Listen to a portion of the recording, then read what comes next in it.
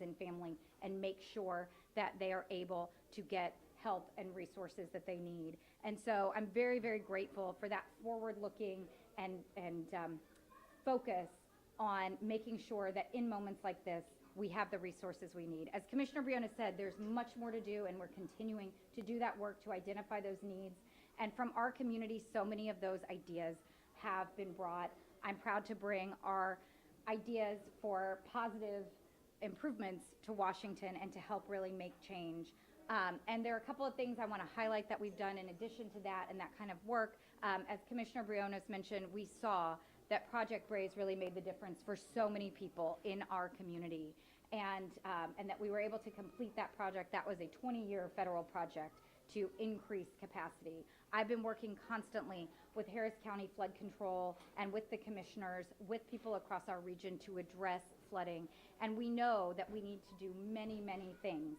And it's many projects, big and small, to address and increase capacity for stormwater and for rainwater.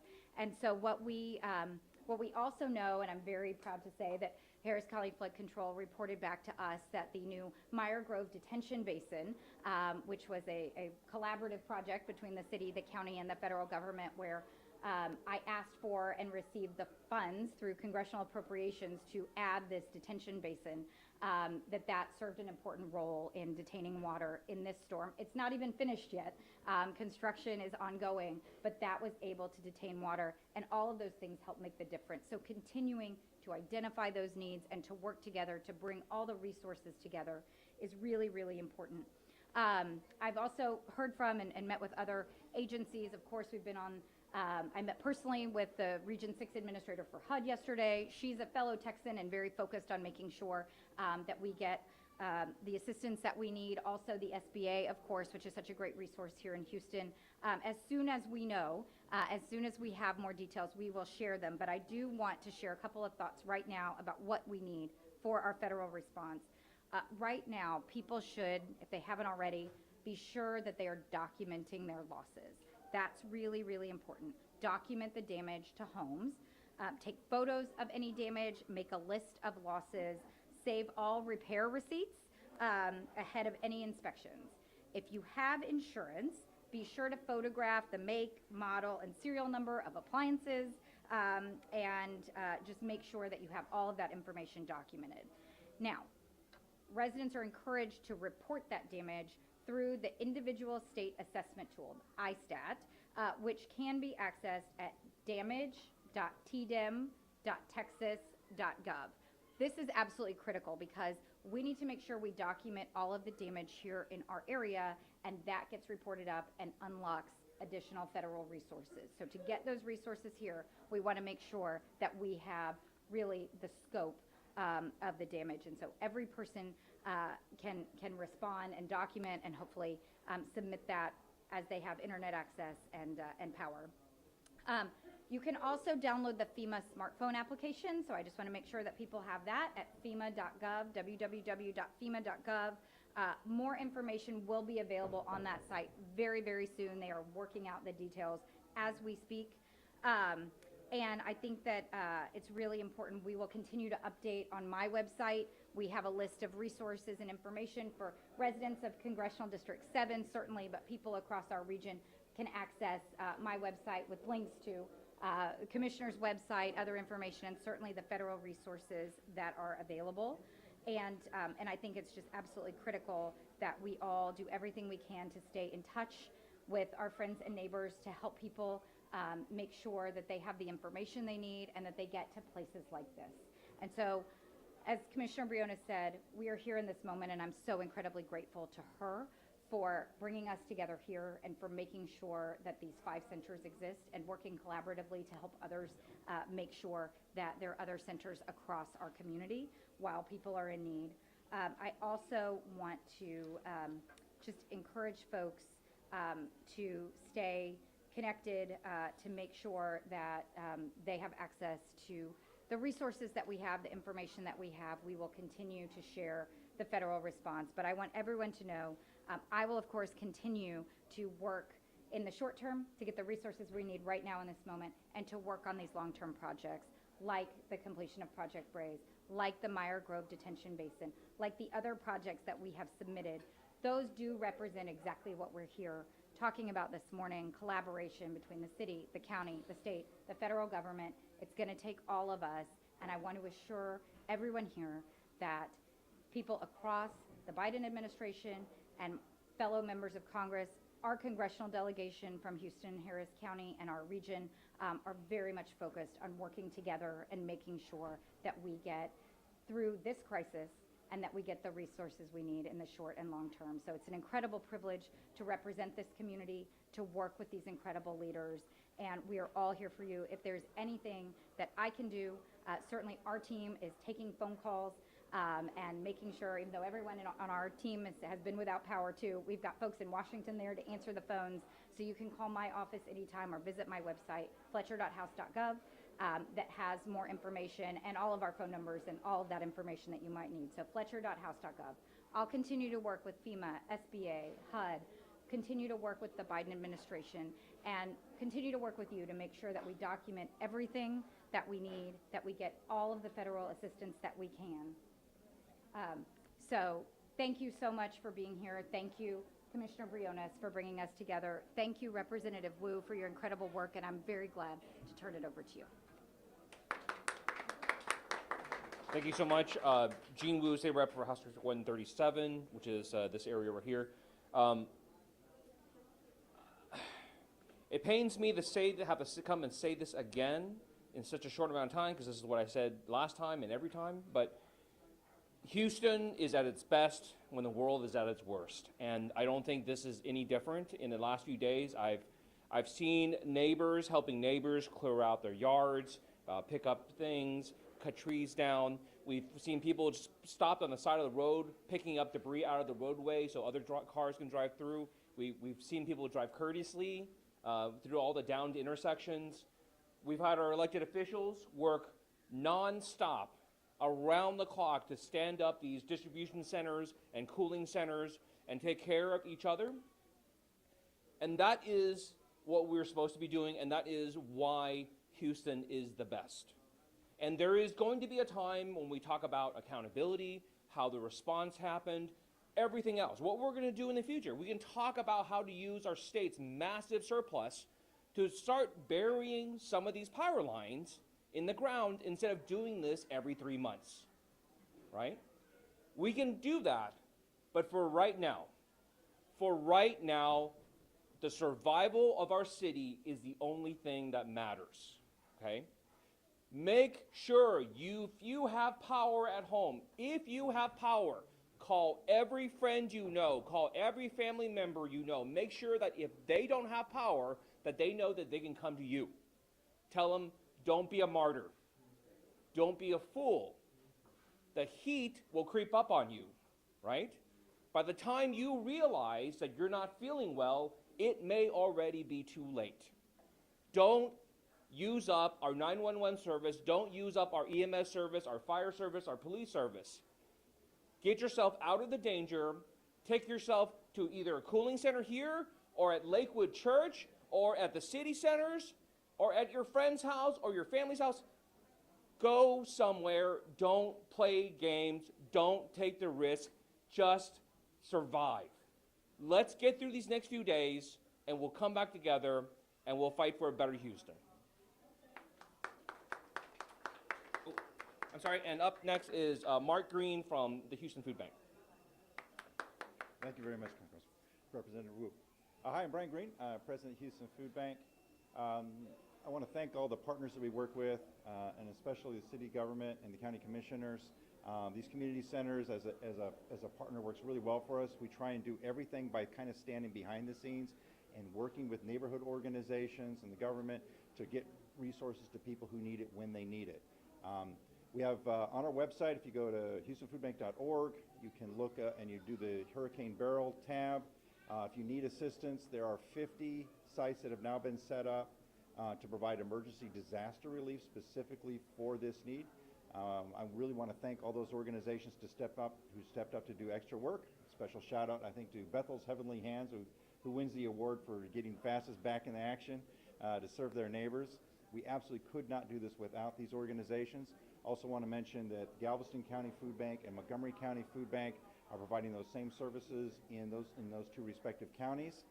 And I also want to point out that if you need help, the best place to start with is United Way's 211.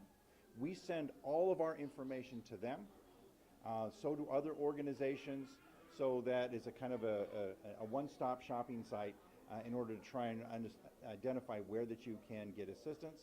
I can say I have been in communication with the U.S. Department of Agriculture, and they are going to have some good news for families who are using SNAP assistance. That should help a lot. What makes storms like this so difficult, even where to per household it may not seem like, oh, that wasn't a large amount of damage to the house, is according to the latest survey, about 50% of Houston households don't have $400 that they can call on an emergency. It is not hard to lose $400 worth of resources in a disaster like this. These are working households, but they're not making a lot of money. They're making enough money to get by paycheck to paycheck, and something like this can have a huge impact. And we want you to know that we really want to help you when these times come, so you can get back on your feet as quickly as possible. Thank you. Thank you so much, Mr. Green, for everything that you and your team do and how you can bring together so many partner organizations to just respond so quickly and with such excellence. We are grateful. And I echo United Way's 211 is a great way. If you're struggling with different facets, they can connect you to services that you need. So the bottom line is that know that we're working across levels of government with partner organizations in the community. We're here for you now, and we will be here for you after the storm. And my partner said it best, right? This is what we do in Harris County, unfortunately, because we are hit with disaster after disaster. We come together, we unite, we take care of each other. So please do that. Again, the heat is oppressive outside. Do not suffer in the heat. Go to a friend or family's house. Come to the cooling centers that the city and the county and other partner organizations have.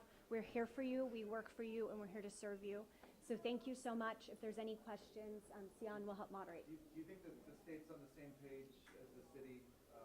Because having lived through a number of disasters here in Houston myself, there seems to be a bit of a delay when Houston has needs. And it seems to be very reflective of sort of the state versus urban politics in our state. Our state leader will respond. Look, there will be plenty of time for discussions and accusations and settlements of whatever issues have occurred during this disaster. I certainly hope that there is not a difference in the state's response rate based on where the disaster happens. But if that is the case, that's something we will need to discuss. But for right now, this is not the time and place to talk about that. This is purely about let's make sure all Houstonians and everyone who's affected is safe and that we get power turned back on. And after that, we need to figure out how this happened and how to prevent it from happening again. Not the hurricane, but having just a sporadic loss of our power grid on a regular basis.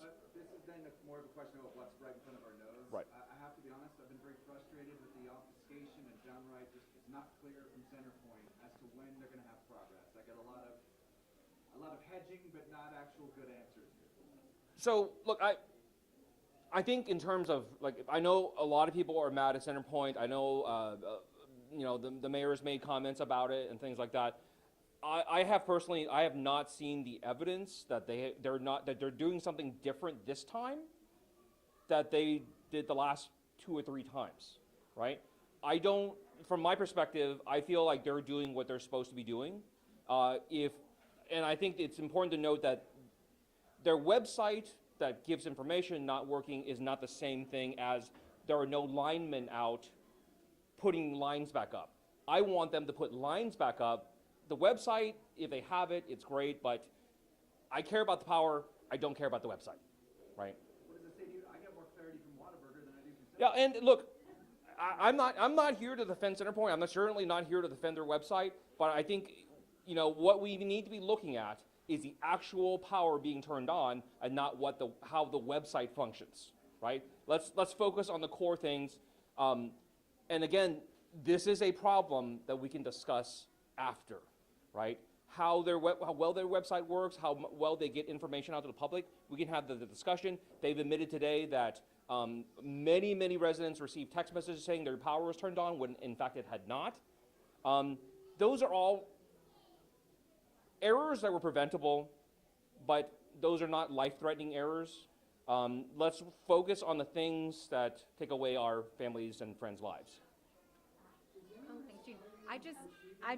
I just want, well, I'll respond to that briefly because I've been on the phone with CenterPoint and I've certainly heard the concerns and the frustration, and I too have looked at the Whataburger app and appreciate the deep concerns there. I did ask CenterPoint specifically about the tracker. Their long-range plan is to have that tracker function back up at the end of July, which does not help us right now, but last night, they published a new tracker online that is a restoration tracker, so people can go and look at that tracker. My understanding, and I'm sure you all know this, that obviously our entire community, the entire county, and a broader region was impacted in this storm. So with 2.2 million people out of service, that is a challenge that has taken longer than it did after the derecho to assess the damage. But they've had crews out assessing the damage since 3 o'clock on Monday afternoon when it was safe to go out. They have crews that are here. But for people who are looking for information, which is really what everybody wants right now, what's the information? How long is this going to be? I know that for me, I was out of power for 3 weeks after Ike. Yeah. I know people are concerned and want an estimate and want to know what kind of short-term and medium-term and long-term plans they need to make. So CenterPoint did publish that tracker online last night. It's going to provide initial restoration status to customers. CenterPoint's estimate is that by the end of today, it's projecting that 1 million customers will have their power restored. And later this afternoon, they plan to have a more definitive restoration timeline for the remaining customers. So I just want that information to be shared, that people can start to look there at CenterPoint's resources. I do think there's a longer and broader discussion about how we make sure we have that information sooner and how we work together to make sure that we are doing preventative maintenance, making sure that we've done everything we can. And I do agree with Representative Wu, making sure that our state is utilizing some of those rainy day funds wisely and investing them in the rainiest part of the state. And also that we're being smart about federal investments, and that we are seeking some of the funds and programs out of what was the most productive Congress in the last 100 years. The last Congress that I served in, the Biden administration has been rolling out program after program. And one of the things that's important is that on my team, we have put together a grants resources page to show all of the kinds of things that we are doing. There are infrastructure grants, the Infrastructure Investment and Jobs Act. Principal objectives are to help make a more resilient infrastructure across the country, and certainly we need that here. So there are federal resources we're applying across our community, working with the county, working with cities, working with everybody to make sure that those federal dollars can come back in terms of long-term investments as well. And so utilizing the state funds, utilizing the federal funds to make sure that our grid is more resilient, that our infrastructure is more resilient, are absolutely top priorities and things we need to keep working on. It's a good question, it's a good point, but for folks who are looking for information, there should be some up now. I'm not from here. Driving in Houston seems to be very dangerous when the power is off. Driving right now is a near-death experience. That's for us to say. What would you like to see? I have not seen a single officer directing traffic. I have not seen an intersection with anybody helping people get through. That's something you'd like to see? It's not possible. I mean, we can have the police chief help answer that question, but I don't think that's remotely possible. I mean, like we're talking tens of thousands of intersections in the city. I mean, there's just not enough officers. I mean, we can go get the police academy recruits too, but that's only if but I think, look, the intersections, when the power is out, everyone knows that it turns to a four-way stop, or mostly everyone, let's say. Well, let's repeat that. Yeah. Hey, everybody, if an intersection has no light, no blinking lights, no lights of any kind, it turns into a four-way stop. You treat it like a four-way stop. That's it, right? And if you're not sure, to see what the car next to you is doing and do what they do. So far, everyone's managed to not be idiots, like on the road. I mean, like I feel like people are nicer when they're driving, because like everyone has to stop at every intersection now. You go faster if you want. You're not going anywhere. So, look, we're going to get through this, and we're going to get through this by being Houstonians. We're going to get through this by being Texans. We're tough, and we help each other, and we make sure the job gets done. Let's just do it. Can we talk a little bit about what's being distributed today at the, like, what are the supplies, food, and I know you mentioned that ice, you were going to get ice and didn't get it today. Yes, so we, again, thanks to our partners with the Houston Food Bank, HEB, Walmart, Coca-Cola, and beyond, we have water and food. And approximately, and these numbers were from when we had first started, approximately 500 people have been helped at this distribution site and approximately 500 at the other one that we have in Precinct 4. Tomorrow, we should be able to have ice in addition to the food and water, and the Texas Department of Emergency Management has been very helpful working with the county so that they can augment the supplies we have to distribute. So we're waiting on those supplies, and meanwhile, again, our corporate and nonprofit partners have really stepped up. So I invite everybody to the 5 cooling centers. Again, you don't need to suffer in the heat. Yep. And the distribution centers, we will continue them throughout the week.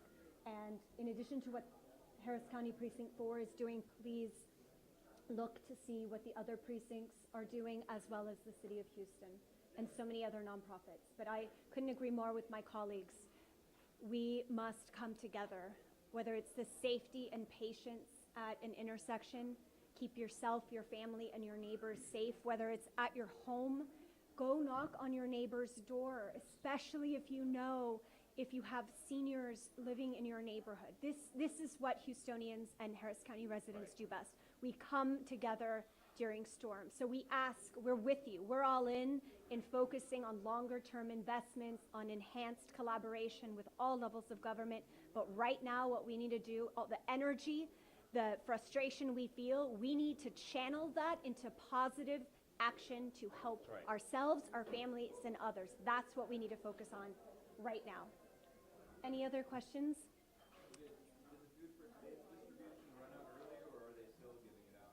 I have been inside with y'all. Can one of my team members who has just come in from outside, can they report, please? We will answer that as soon as possible. But it was scheduled from 11 to 1, and we knew we had to put that truncated window given the availability that we had access to. Oh, I'm sorry. We'll get back to you. One more second. I know Telemundo had. Sí.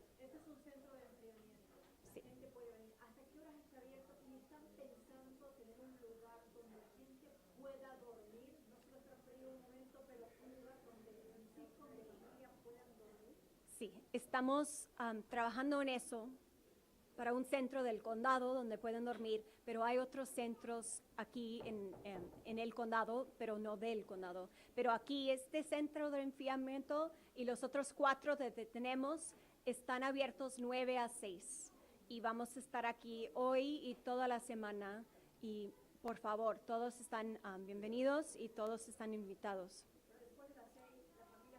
Sí, no, es muy difícil y la verdad es que lo entiendo mucho. Estamos trabajando de conseguir cots para que podamos tener un ambiente que es más que nuestras familias merecen. Estamos trabajando en eso, pero la verdad en este momento no puedo confirmar, pero estamos trabajando en eso.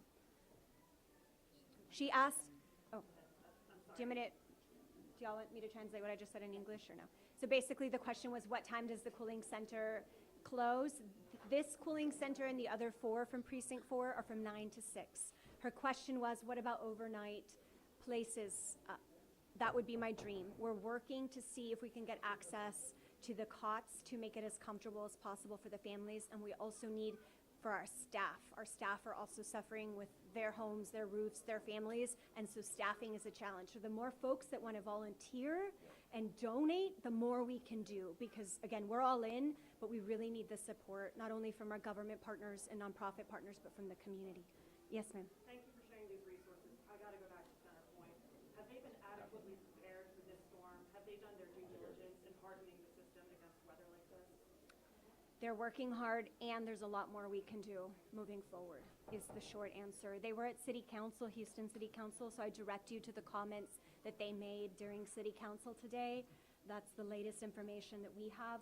We as the county, the judge and my fellow commissioners, Centerpoint has been in frequent communication, as I know, with all levels of government. Them working on it and them not having seen an event of this magnitude, those facts are all true, and we know that for the 1.3 million who are still without power, that's not a satisfactory answer.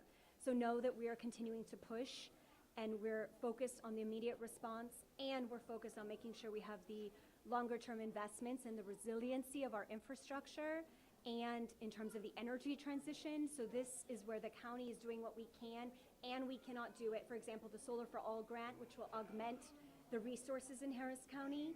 So we're getting support mainly from the federal government, which I'm so grateful to Congresswoman Fletcher and President Biden and the Biden administration.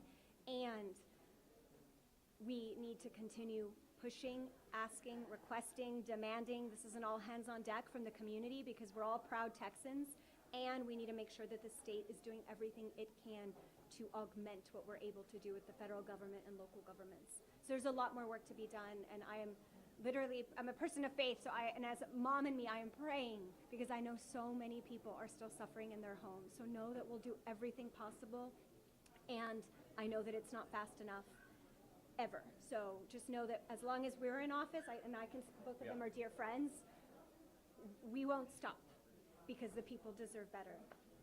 Thank you. Any other questions? Oh.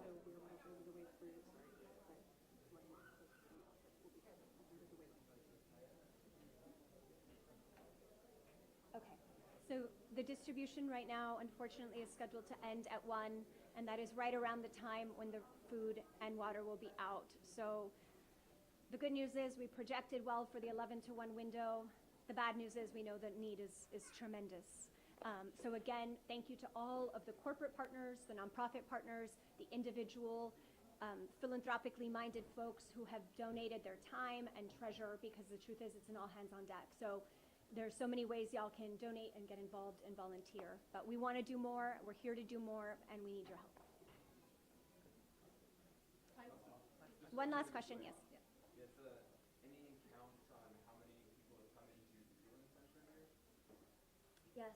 So yesterday, the numbers at the cooling centers we had were approximately 500. Here at this center, do we have the latest number? It was around 200.